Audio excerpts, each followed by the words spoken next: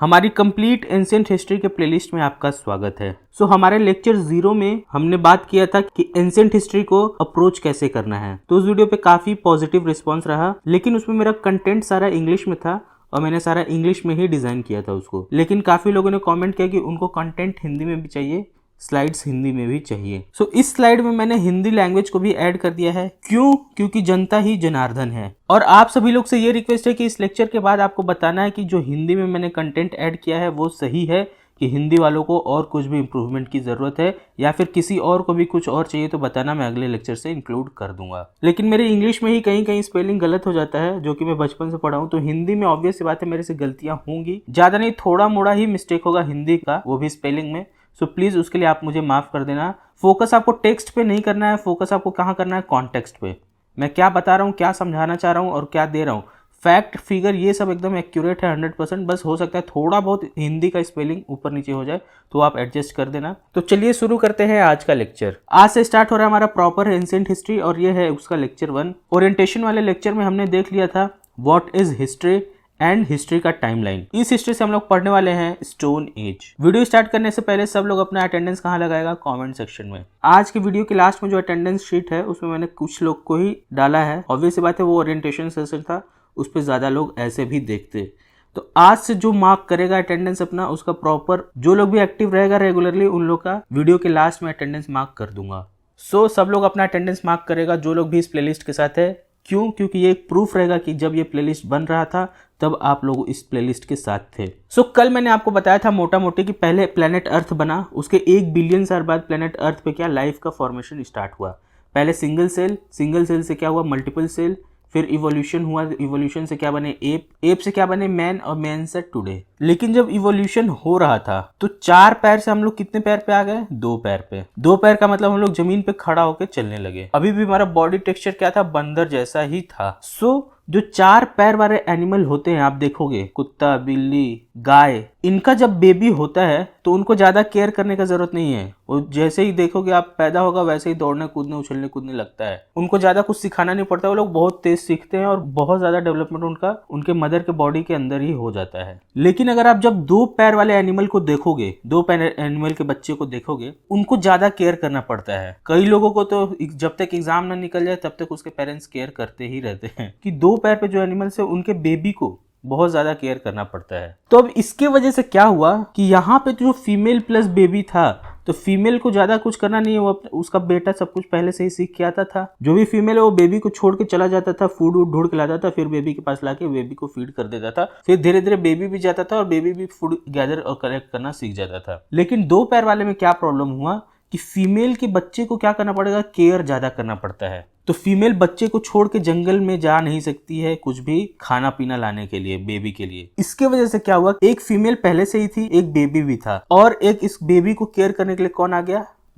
Main. हर species में देखोगे तो आदमी का कोई इज्जत नहीं है, तो ये लोग खाली ही बैठा रहता है, तो ये इनको प्रोटेक्ट करने आ गया। जब ये तीनों मिल गए, फीमेल, मेल और फिर बेबी, यहीं से फैमिली का कॉन्सेप्ट आता है, कम्युनिटी का एंड कल्चर का। जहां भी मैं ये वॉयलेट कलर यूज किया हूं, आप समझ लेना ये स्टोरी के लिए है, तो इसको आप नोट नहीं करना है, बस एक कान से सुनो दूसरे कान से निकाल दो। तो धीरे धीरे क्या हुआ? फैमिली बनना स्टार्ट हुआ। फैमिली एक आया, दूसरा फैमिली आया, तो इस तरह धीरे धीरे करके क्या हुआ? कम्युनिटी बिल्ड हुआ। लोग उस टाइम पे क्या करते थे? Hunting and gathering. तो हंटिंग करने के लिए इन ह्यूमंस ने जो सबसे पहले टूल यूज किया था वो क्या था? स्टोन। तो यहीं से हमारा चैप्टर स्टार्ट होता है, स्टोन एज। स्टोन को हिंदी में कहते हैं पाषाण।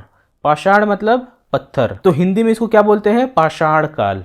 यहाँ से हमारा स्टोन एज स्टार्ट होता है, पाषाण काल। क्यों? क्योंकि बता दिया, जो उस टाइम टूल्स ह्यूमंस ने सबसे पहले यूज किया था वो किस चीज का था? स्टोन का था। इसीलिए उसको क्या बोला गया? स्टोन एज, पाषाण काल। अगर आप देखोगे तो स्टोन एज को 3 पार्ट में डिवाइड किया गया है। पहला है पैलियोलिथिक, पूरा पाषाण काल, फिर है मीजोलिथिक, मध्य पाषाण काल, और फिर है नियोलिथिक, नव पाषाण काल। इन तीनों का टाइमलाइन आपको ध्यान रखना होगा। जब आप हिस्ट्री का डिफरेंट बुक पढ़ोगे, पैलियोलिथिक का टाइम पीरियड है वो अलग अलग बुक में अलग अलग दिया है, तो इस पे ज्यादा फोकस नहीं करना है। आप दोनों का बस एक एक बार नाम देख लो।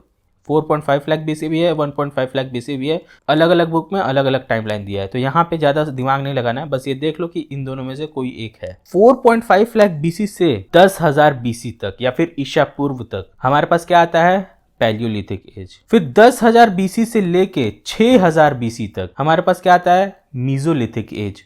और 6000 बीसी से लेके 2500 बीसी तक हमारे पास क्या आता है, नियोलिथिक एज। और जो ये डिवीजन हुआ वो किस बेसिस पे हुआ, पहले तो स्टोन एज किस बेसिस पे हुआ, क्योंकि ह्यूमंस ने जो सबसे पहले टूल्स, हथियार, औजार यूज किया जानवर को मार के खाने के लिए, वो क्या था, स्टोन का था।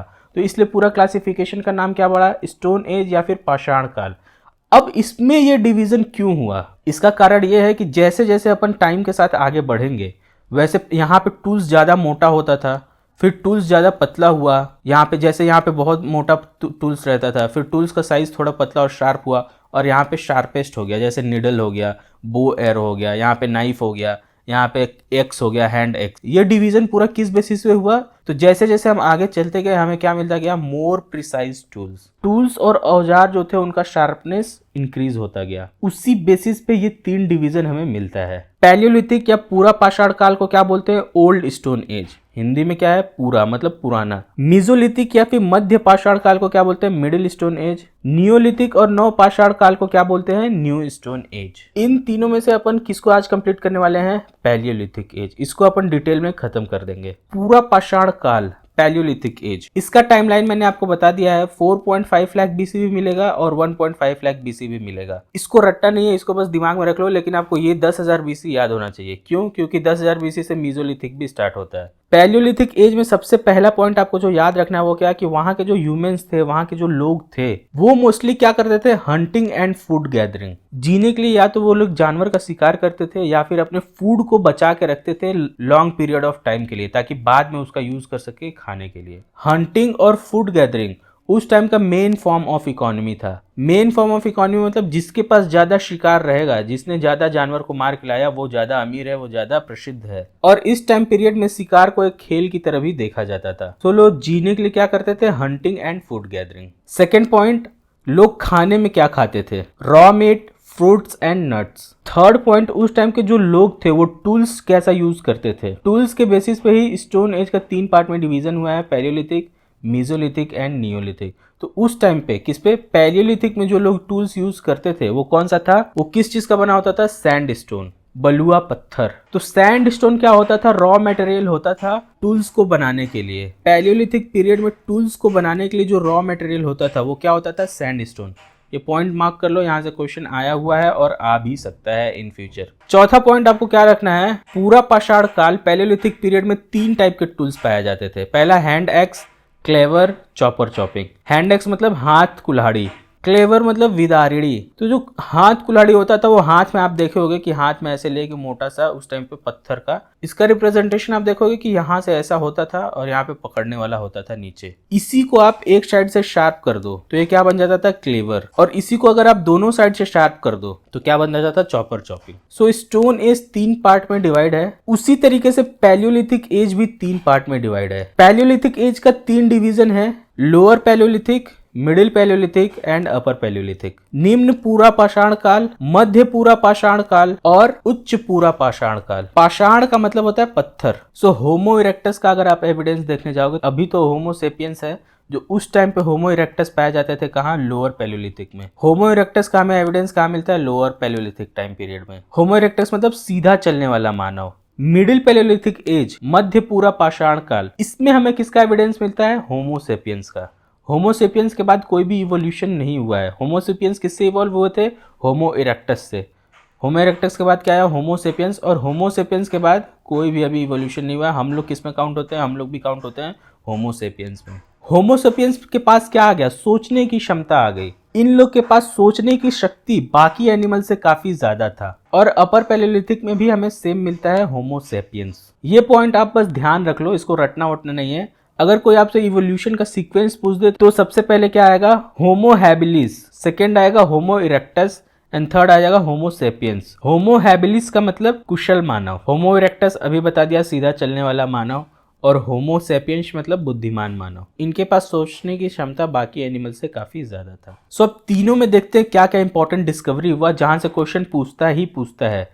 इस पेज से एक क्वेश्चन अगर एंशिएंट हिस्ट्री से इस टॉपिक से आया तो हाई चांसेस है कि पूछेगा, आप पीवाईक्यू उठा के देखना वहां भी मिलेगा। सो इस पॉइंट को आप ध्यान से सुनो। लोअर पैलियोलिथिक एज में जो ह्यूमंस थे उन्होंने टूल्स बनाया और उस टूल्स का नाम क्या था? Hand axe, cleaver, chopper, chopping. Middle palaeolithic age में आपको क्या ध्यान रखना है? डिस्कवरी ऑफ फायर, अग्नि की खोज कहाँ हुई थी? यहीं पे हुई थी, और इसको आपको ध्यान रखना है, इससे पीवाईक्यू में क्वेश्चन है और इन फ्यूचर भी बिल्कुल आ सकता है। तो डिस्कवरी ऑफ फायर, आग का खोज कहाँ हुआ था? मिडिल पैलियोलिथिक टाइम पीरियड में। और जैसे ही आग का खोज हुआ वैसे ही लोगों का खाने का हैबिट क्या हो गया? चेंज हो गया पूरी तरह से। पहले सब लोग क्या खाता था? Raw meat. अब क्या खाते हैं? पूरा मस्त मस्त तंदूरी चिकन खाते हैं। हमारे पास औजार मिला, हमें क्या मिल गई? Discovery of fire. अब अपर पैलियोलिथिक फेज में जो ह्यूमंस थे उन्होंने दे स्टार्टेड बिल्डिंग या फिर लिविंग इन द केव्स। यहाँ पे आपको क्या रखना है? अगर पूछे कि केव्स किस टाइम पीरियड में था तो आपको क्या लगाना है? अपर पैलियोलिथिक। यहाँ पे क्या याद रखना है? टूल्स। यहाँ पे क्या रखना है? Discovery of fire. और यहाँ पे क्या रखना है? केव्स। लोग अब कहाँ आ गए? जंगल से, पेड़ के नीचे, पेड़ के ऊपर से कहाँ आ गए? केव्स के अंदर रहना सीखने लगे धीरे धीरे। तब इस केव के ऊपर थोड़ा कुछ अपन नजर डाल लेते हैं। पूरे वर्ल्ड में पैलियोलिथिक, मेसोलिथिक और नियोलिथिक का कुछ ना कुछ साइट मिलता रहता है। तो बहुत सारा जो साइट मिला पैलियोलिथिक का, उसमें तो केव भी बहुत सारे शामिल थे। यही हमारा एविडेंस बना कि ये केव कब का है? पैलियोलिथिक टाइम पीरियड का।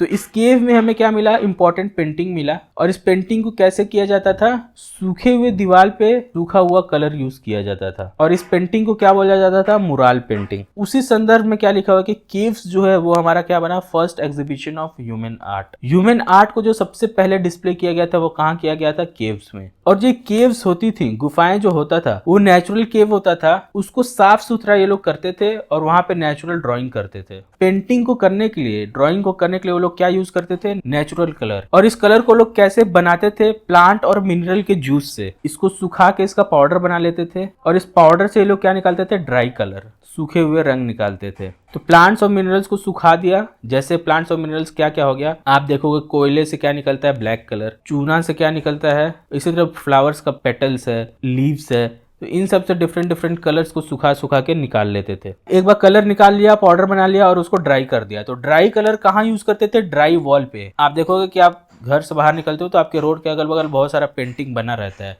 उसी पेंटिंग को क्या बोला जाता है? जो दीवार पे, बड़े बड़े दीवार छत पे जो पेंटिंग बना रहता है, उसी पेंटिंग को क्या बोला जाता है? Mural painting. ये जो मुराल पेंटिंग है, इसी का एविडेंस हमको कहाँ मिलता है? अपर पैलियोलिथिक।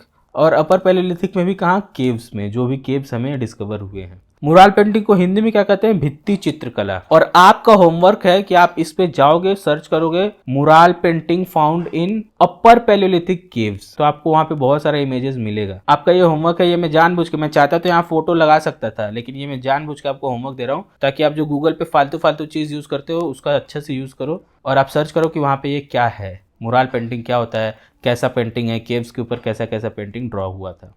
देखो, वर्ल्ड में बहुत सारे जगह पैलियोलिथिक साइट मिला, जैसे यूरोप, इंडिया। तो यूरोप में जितने भी साइट्स पैलियोलिथिक के मिले, वहां पे हमें क्या मिला? वहां पे तो हमें पैलियोलिथिक टूल्स मिला ही, लेकिन इसके साथ ह्यूमन का एविडेंस भी मिला। ह्यूमंस का स्केलेटन भी मिला, ह्यूमंस का बोन्स भी मिला, और ये एविडेंस अभी भी हमारे पास अवेलेबल है प्रेजेंट डे में भी। लेकिन इंडिया में भी जितने भी साइट्स मिले वहां हमें टूल्स तो मिले, औजार तो मिला, लेकिन वहां पे ह्यूमन का एविडेंस नहीं मिला अपने को। तो ये सबसे बड़ा लिमिटेशन हो जाता है इंडियन पैलियोलिथिक पीरियड का। भारतीय पूरा पाषाण काल की सबसे बड़ी सीमा यही हो जाती है, सबसे बड़ी कमी यही हो जाती है कि हमें टूल्स तो मिला लेकिन ह्यूमन का एविडेंस वहां पे नहीं मिला।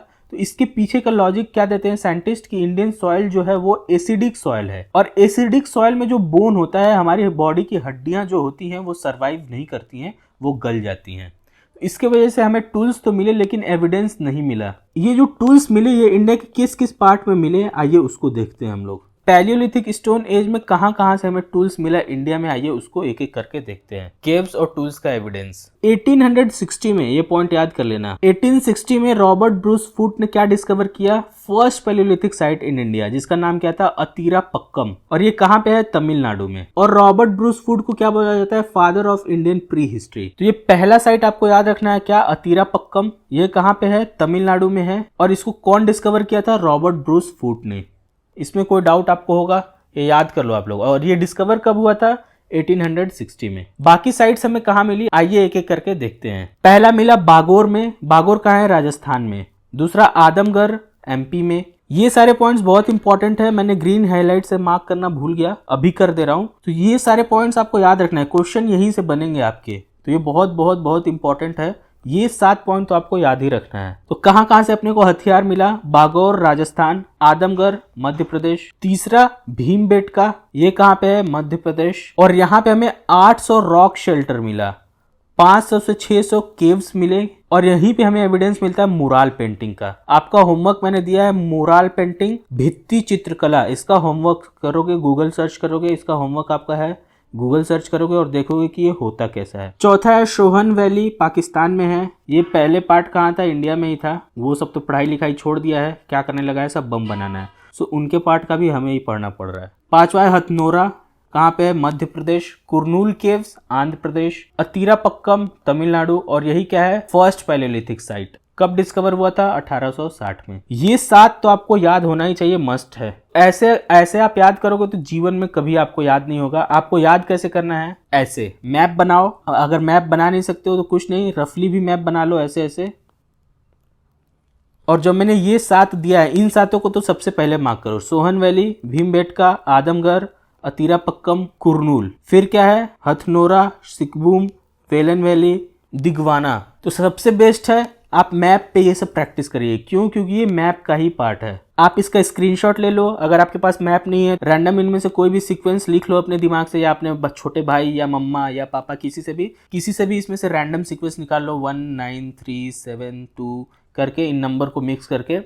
और आप दिमाग से सोचो कि यहाँ पे क्या था, यहाँ पे क्या था, यहाँ पे क्या था, यहाँ पे क्या था, यहाँ पे क्या था, यहाँ पे क्या था, यहाँ पे क्या था, यहाँ पे क्या था, यहाँ पे क्या था। तो धीरे धीरे आप इसको दिन में 2-3 बार करो और 1 हफ्ते तक करो। ये सारा दिमाग में आपके फीड हो जाएगा। कभी भी याद नहीं करना है, ठीक है? और फ्लैश कार्ड वाला टेक्निक तो मैं आपको बताऊंगा ही, लेकिन उसमें मैप को ऐसे ही याद करना है। ऐसे क्या हो रहा है, आप ऐसे लिस्ट से याद करोगे तो ये बार बार आप इसको 10 बार देखो, ये आपके दिमाग में 10 सेम इन्फॉर्मेशन बार बार जा रहा है सेम मीडियम से, तो इसका कोई फायदा नहीं है। 10,000 बार देख लो। लेकिन ऐसे करोगे तो क्या होगा कि ये आपको दिमाग में सोचना पड़ रहा है कि यहाँ क्या था, अरे क्या था, बिना देखे हुए चलो ये गलत हो गया, ये गलत हो गया, ये भी गलत हो गया, ये भी गलत हो गया। लेकिन आप देखोगे कि इनमें से 1 सही हो गया, 2 सही हो गया। अगली बार इन दोनों पे कॉन्फिडेंस आपका 90% ईजिली बढ़ जाएगा। अब बाकी जो गलत है, अब इन सबको आप प्रॉपरली देखोगे, सर्च करोगे कि ये आपसे गलत हुआ है, तो इससे क्या हो रहा है कि इन्फॉर्मेशन आपके दिमाग से बाहर निकल रहा है। आप गलती किए, अब गलत किया हुआ चीज़ दिमाग से करोगे 2-3 बार तो आपके दिमाग में ये परमानेंट रजिस्टर हो जाएगा, भूलेगा ही नहीं। और इसको हफ्ते में 1-1 बार रिवाइज करते रहो, बात खत्म हो जाएगा, हमेशा लाइफ टाइम याद रहेगा। तो आपको कैसे करना है पता चल गया। ये रैंडम सीक्वेंस आप अपने मम्मा या फिर अपने पापा से या किसी छोटे भाई बहन से, बड़ा भाई बहन किसी से भी लिखवा लेना या खुद से लिख लेना, और फिर इसको फाइंड करने लगना है। ये नहीं कि आप सीक्वेंस में याद कर लिए हो और सीक्वेंस में इसको लिखे जा रहे हो, ऐसे नहीं करना है। रैंडम जो नंबरिंग है उसी हिसाब से आपको दिमाग में सोच के लिखना है। 5 से 6 बार कर लीजिए, ये आपको दिमाग में रटा जाएगा। अगर आप देखोगे तो हमारे यहाँ लोग क्या कहते हैं, हम तो भूमिपुत्र हैं, हम लोग भारतवंशी हैं, रघुवंशी हैं, भूमिपुत्र हैं। लेकिन जब इवोल्यूशन हुआ, एप से ह्यूमन बने, तो ट्रांजिशन फेज होगा। इवोल्यूशन में एप से ह्यूमन के बनने तक जो कनेक्टिंग लिंक था वो भारत के हर कोने में ढूंढा जा रहा था, तो वो कहीं जल्दी मिल ही नहीं रहा था। तो लोग अब सोचने लगे कि भारत में तो इसका कोई एविडेंस है ही नहीं कि यहाँ पे जो लोग हैं उनका कुछ मिल ही नहीं रहा है। तो धीरे धीरे लोगों को डाउट होने लगा कि हो सकता है कि जो बाहर से आर्यंस और द्रविडियंस आए हैं हमारे देश में, हम लोग उसके वंशज हैं। सो हमारे पास कोई एविडेंस नहीं था connecting link between app and human का। सो बहुत साल बाद हमारे पास एक कनेक्टिंग लिंक कहाँ मिला? नर्मदा वैली के पास, जो कि 5 लाख साल पुराना है, फॉसिल है। किसका? एप से ह्यूमन के बीच का जो इवोल्यूशन हो रहा था, कनेक्टिंग लिंक हो रहा था, हमको मिला स्पाइनल कॉर्ड। स्पाइनल कॉर्ड क्या होता है? ब्रेन के पीछे से लेके जो पीछे वाला हड्डी है वो पूरा, इसका हमें क्या मिला? एविडेंस मिला। और इसको ढूंढने वाला कौन था?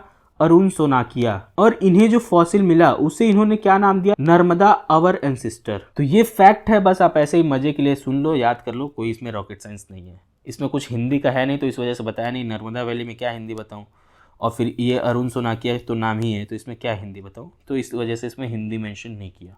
तो एज अ फैक्ट सुनो, भूल जाओ, इसका कोई उतना खास नहीं है। सो अब आते हैं अटेंडेंस पे। इस वीडियो को मैंने अटेंडेंस के लिए प्रिपेयर नहीं किया था, बोला था कि 3 वीडियोस के बाद अटेंडेंस आएगा। उसके बाद भी जो लोग ने भी लेटेस्ट कमेंट किया था, उन लोगों का कुछ का कमेंट मैं एज अटेंडेंस यहाँ पे मार्क कर दे रहा हूँ। कल से इस वाले वीडियोस में जो लोग भी रहेंगे रेगुलर, उन्हीं लोग का कमेंट आएगा, और फिर ये प्रूफ रहेगा कि आपने ये प्लेलिस्ट साथ में लाइव जोड़ के आपने इस प्लेलिस्ट को कंप्लीट किया था। सो आप देखोगे तो ये तो हमने लेक्चर 0 में कर लिया ये दोनों, और स्टोन एज में तीनों का क्लासिफिकेशन कैसे हुआ पढ़ लिया। जैसे जैसे अपन आगे जाएंगे हमें क्या मिलेगा, मोर प्रिसाइज टूल्स मिलता जाएगा, उसी बेसिस पे ये डिवीजन है। इसमें हमने क्या कंप्लीट किया, पैलियोलिथिक, पैलियोलिथिक में lower Palaeolithic, middle Palaeolithic and upper Palaeolithic, ये तीनों हमारा डिटेल में कवर हो गया है। नेक्स्ट क्लास में हम लोग करेंगे मेसोलिथिक एंड देन नियोलिथिक। और आपको ये कमेंट करके बताना है कि आज मैंने ये जो नोट्स बनाया इसमें हिंदी और इंग्लिश दोनों लैंग्वेज यूज किया है, तो और कोई अपडेट मुझे करना है कि नहीं। इंग्लिश वाले के लिए तो ये कंप्लीट नोट्स है, इसी में मैंने हिंदी को भी लिख दिया है ताकि हिंदी वाले का भी काम हो जाए। सो आपको ये प्रॉपर डेफिनेटली, जो लोग भी हिंदी से स्पेशली, वो लोग तो कमेंट करेंगे कि उनके लिए हेल्प हुआ है कि नहीं। अदरवाइज अगर हेल्प नहीं हुआ है तो अगली बार से सिर्फ मैं इंग्लिश का ही रखूंगा, हिंदी का हटा दूंगा। अगर हेल्प हुआ है तो आप लोग प्लीज़ कमेंट करके बताना। और भाइयों, ये वीडियो बनाने में काफ़ी टाइम लगता है, तो जितने लोग को भी ये वीडियो देखने में मज़ा आया, कुछ न कुछ आपको सीखने मिला, तो आप पक्का से इस वीडियो को लाइक करोगे। आपका ये सबसे प्यारा गिफ्ट हो सकता है मेरे लिए, एक अच्छा सा कमेंट करेंगे, बस इतना तो आप मेरे लिए आई थिंक कर ही सकते हैं। और जो लोग भी हैं वो अटेंडेंस मार्क करेंगे ही, इसके अलावा एक अच्छा सा प्यारा सा कमेंट करिएगा। मिलते हैं नेक्स्ट वीडियो में। साइनिंग ऑफ, जय हिंद।